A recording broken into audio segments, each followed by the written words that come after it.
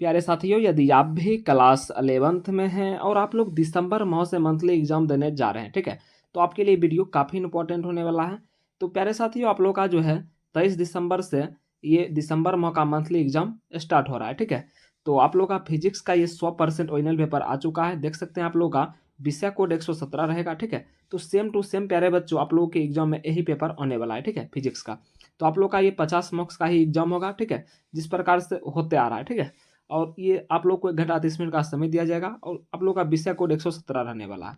तो पहले हम लोग देखेंगे ऑब्जेक्टिव क्वेश्चन। देखिए, आप लोग को 1 से लेकर 25 तक ऑब्जेक्टिव रहेगा, सॉरी 30 तक। तो इस जिसमें आप लोग को 25 ऑब्जेक्टिव का ही जवाब देना रहेगा। तो पहले हम लोग ऑब्जेक्टिव का आंसर की बताएंगे, उसके जस्ट बाद आप लोग को सब्जेक्टिव का भी आंसर की बताएंगे। तो वीडियो को आप लोग अंत तक जरूर देखिएगा, ठीक है।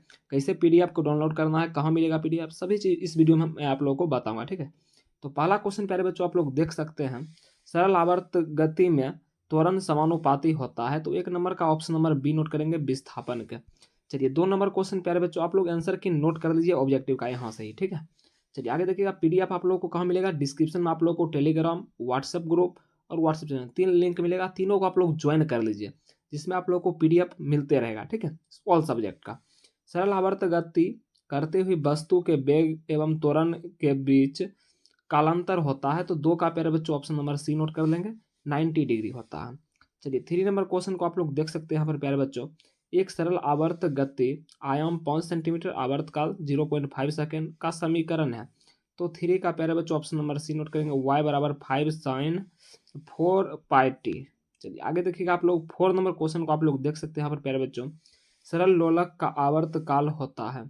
तो 4 का प्यारे बच्चों ऑप्शन नंबर ए नोट कर लेंगे, यानी टी बराबर 2 पाई रूट अंडर 1/g।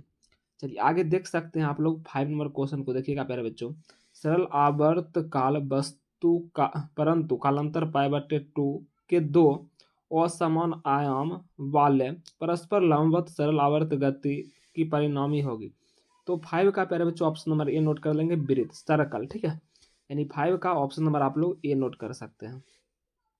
चलिए आगे देखिएगा, 6 नंबर क्वेश्चन को प्यारे बच्चों आप लोग देखिएगा, यदि किसी दृढ़ पिंड को इसके गुरुत्व केंद्र से लटका कर दोलन कराया जाए तो इसका आवर्तकाल क्या होगा प्यारे बच्चों। 6 का आप लोग नोट करेंगे, ऑप्शन नंबर सी होगा, यानी इन्फिनिटिव हो जाएगा, यानी अनंत हो जाएगा, ठीक है।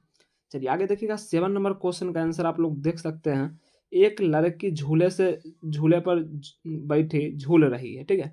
यदि वह खड़ी हो जाती है तो झूलने का दोलन काल क्या हो जाएगा, तो घट जाएगा। तो आप लोग ऑप्शन नंबर 7 का बी नोट कर लेंगे।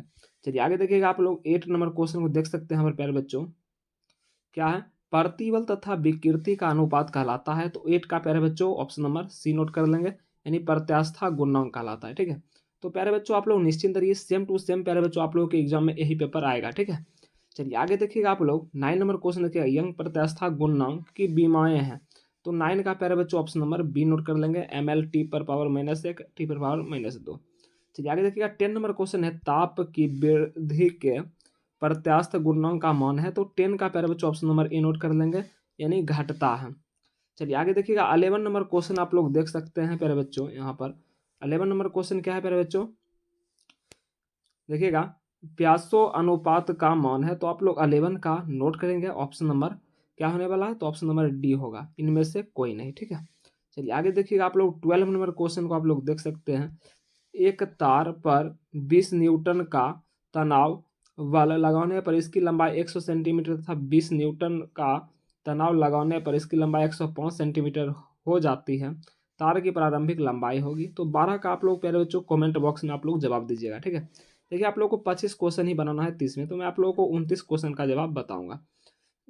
चलिए आगे देखिएगा, सॉरी इसका आंसर की मैं आप लोगों को बताता हूँ, 13 कितना था, 1 मिनट प्यारे बच्चों, 12 नंबर क्वेश्चन, 12 का आप लोग इसका आंसर की 90 डिग्री नोट कर लेंगे, ठीक है, 12 का ऑप्शन नंबर ए।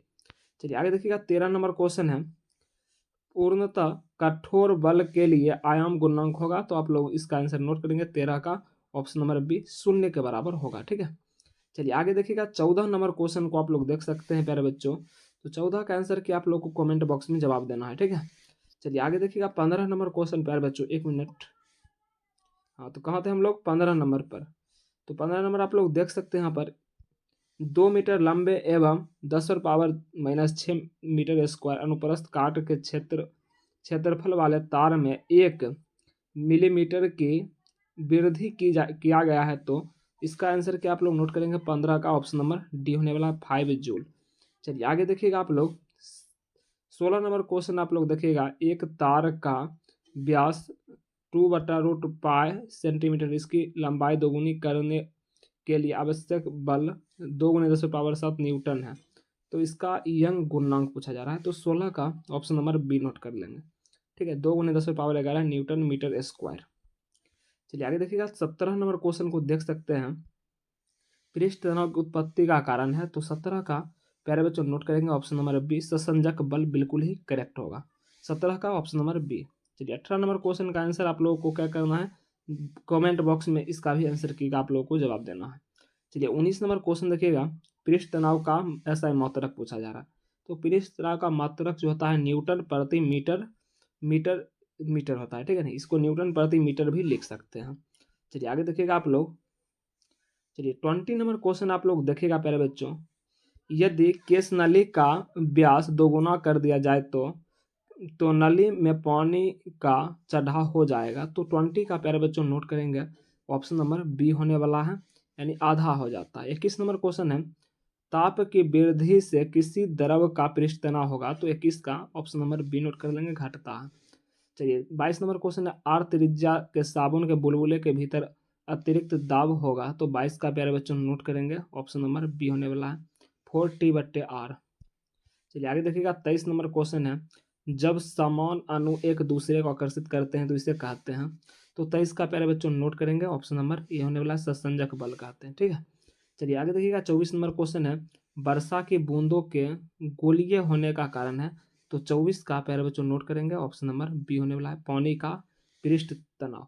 चलिए आगे देखिएगा 25 नंबर क्वेश्चन को देख सकते हैं, किसी संकीर्ण नली में द्रव के प्रवाह के लिए रेनॉल्ड संख्या का मान होता है, तो 25 का प्यारे साथियों नोट करेंगे ऑप्शन नंबर सी 1000, ठीक है।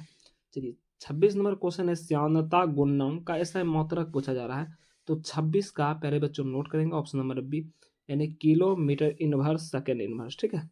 चलिए आगे देखिएगा 27 नंबर क्वेश्चन का आंसर आप लोग नोट कर लेंगे प्यारे बच्चों, 27 का ऑप्शन नंबर ए घटती है, ठीक है, इसका आंसर की नोट कर लेंगे।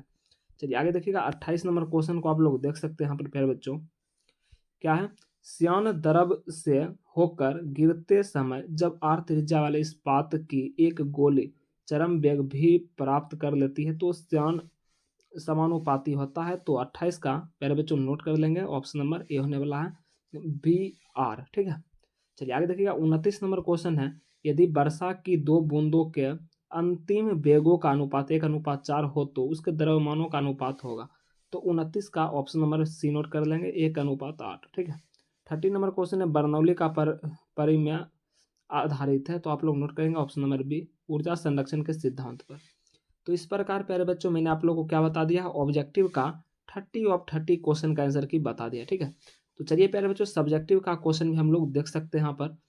सब्जेक्टिव में देखिएगा सेक्शन बी में 1 से लेकर 10 तक लघुत्तरीय प्रश्न रहेगा, जिसमें आप लोग को मात्र 5 प्रश्न का ही उत्तर देना है, ठीक है, और प्रत्येक के लिए 2 अंक निर्धारित किया गया है। इसमें आप लोग को शॉर्ट में 5 क्वेश्चन ही ओनली बनाना है। पहला क्वेश्चन है, सरल आवर्त गति करते हुए किसी कण की कुल ऊर्जा का व्यंजक प्राप्त करें। 2 नंबर क्वेश्चन है, किस किस स्थितियों में सरल लोलक की गति सरल आवर्त गति होती है, समझाइए। 3 नंबर क्वेश्चन है, लिसाजू के चित्र से आप क्या समझते हैं। चलिए आगे देखिएगा 4 नंबर क्वेश्चन को देख सकते हैं, कौन अधिक प्रत्यास्थ स्टील या रबर है। आगे देखिएगा 5 नंबर क्वेश्चन है, हुक का नियम लिखना है, ठीक है, आप लोगों को फर्स्ट 5 क्वेश्चन ही बना लेना है, आप लोग लास्ट भी बना सकते हैं। 6 नंबर है, प्रत्यास्थ सीमाओं से आप क्या समझते हैं, ठीक है, आप लोग कोई भी 5 क्वेश्चन बना सकते हैं।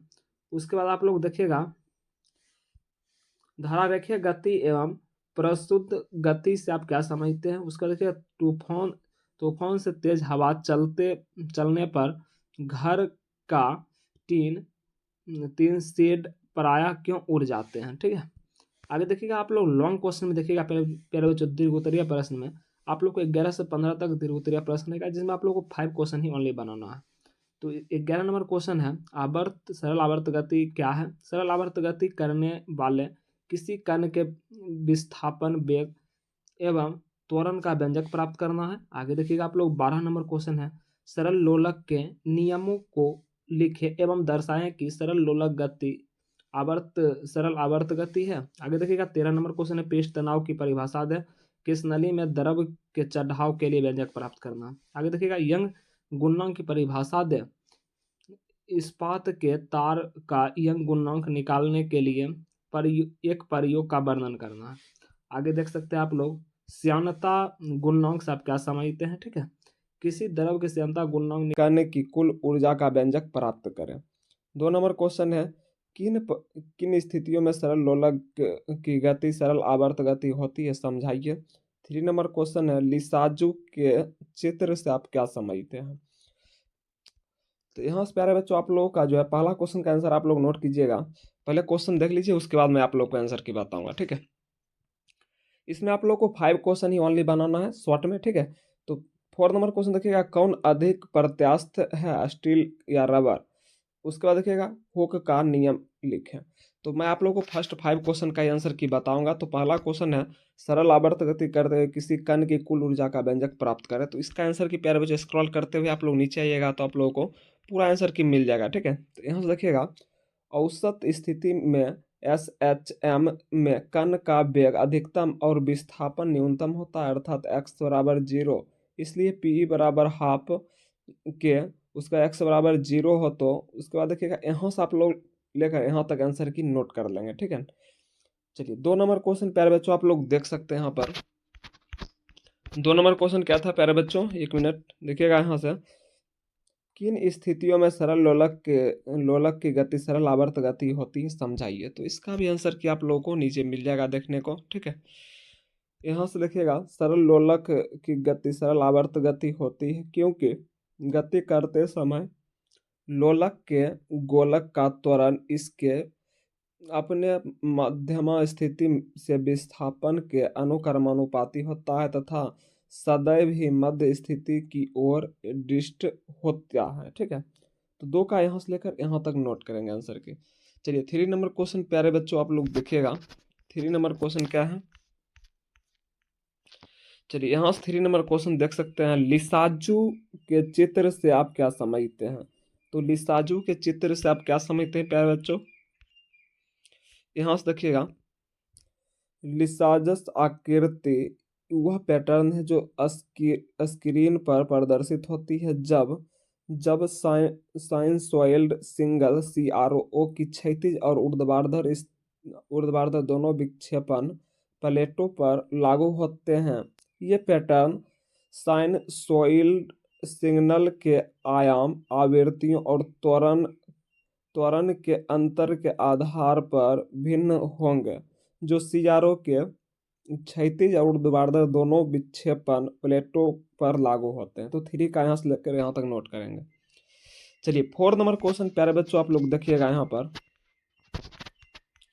चलिए 4 नंबर क्वेश्चन क्या है, कौन अधिक प्रत्यास्थ है, स्टील या रबर। तो इसका आंसर की भी आप लोग यहाँ से नोट करेंगे, ठीक है।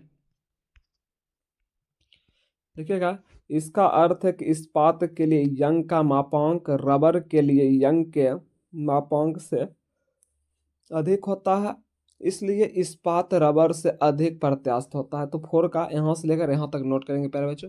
तो प्यारे बच्चों आप लोग सिंपली क्या करना है, तो आप लोग को डिस्क्रिप्शन में व्हाट्सएप ग्रुप है, टेलीग्राम ग्रुप है, दोनों को ज्वाइन कर लेना है, जिसमें आप लोग को PDF मिलेगा। चैनल को यदि आप लोग सब्सक्राइब करके नहीं जाते हैं तो शायद आप लोग को PDF नहीं मिल सकता है, ठीक है। तो इसीलिए आप लोग चैनल को सब्सक्राइब कर ही व्हाट्सएप ग्रुप पर आप लोग ज्वाइन होइएगा, ठीक है। चलिए आगे देखिएगा, आप लोग हुक का नियम लिखना है। तो हुक का नियम 5 नंबर का यहाँ से नोट कर सकते हैं प्यारे बच्चों। देखिएगा, हुक का नियम कहता है कि F बराबर KX, जहाँ F बल, K एक स्थिरांक है, X एक विस्तार है। हुक ने अपने पहले 1665 में इस नियम का प्रस्ताव रखा था और अब तब से यह प्रयोग में है। हुक का नियम एक गणितीय सूत्र है जो किसी वस्तु पर लगाए गए बल और उसके विस्थापन के बीच संबंध का वर्णन करता है। तो 5 का यहाँ से यहाँ तक नोट करेंगे। चलिए लॉन्ग क्वेश्चन प्यारे बच्चों आप लोग देखिएगा, यहाँ से दीर्घ उत्तरीय प्रश्न आप लोग को 11 से 15 तक में आप लोग को सिर्फ 3 क्वेश्चन ही बनाना है। तो पहला क्वेश्चन आप लोग देखिएगा यहाँ पर, सरल आवर्त गति क्या है, सरल आवर्त गति करने वाले किसी कण के विस्थापन, वेग और त्वरण का व्यंजक प्राप्त करना है। तो इसका आंसर कि आप लोग यहाँ आइएगा तो आप लोगों को पूरा मिल जाएगा, ठीक है। सरल आवर्त गति करने वाले कण के लिए त्वरण का समीकरण 80 omega minus omega 2a sine omega plus five द्वारा दिया जाता है। तो 11 के यहाँ से यहाँ तक नोट कर लेंगे, ठीक है। चलिए 12 नंबर क्वेश्चन को आप लोग देखिएगा। यहाँ पर सरल लोलक के नियम को लिखे और दर्शाएं कि सरल लोलक की गति आवर्त गति होती है। तो इसका भी आंसर कि आप लोग प्यारे बच्चों यहाँ से नोट कर लेंगे, ठीक है। एल बराबर 1+r+e। यहाँ यहाँ एक धागे के निलंबन बिंदु से हुक तक की लंबाई e, हुक की लंबाई तथा गोलक की त्रिज्या है। सरल लोलक की गति सरल आवर्त गति होती है क्योंकि गति करते समय लोलक के गोलक का त्वरण इसके अपनी माध्यम स्थिति में विस्थापन के अनुक्रमानुपाती होता है तथा सदैव ही माध्यम स्थिति की ओर दृष्ट होती है। तो 12 का यहाँ तक नोट करेंगे। 13 नंबर क्वेश्चन देखिएगा प्यारे बच्चों। 13 नंबर क्वेश्चन को आप लोग यहाँ से देख सकते हैं, कहाँ है, हाँ देखिएगा। पृष्ठ तनाव की परिभाषा दे, केशनली में द्रव में चढ़ाव के लिए व्यंजक प्राप्त करें।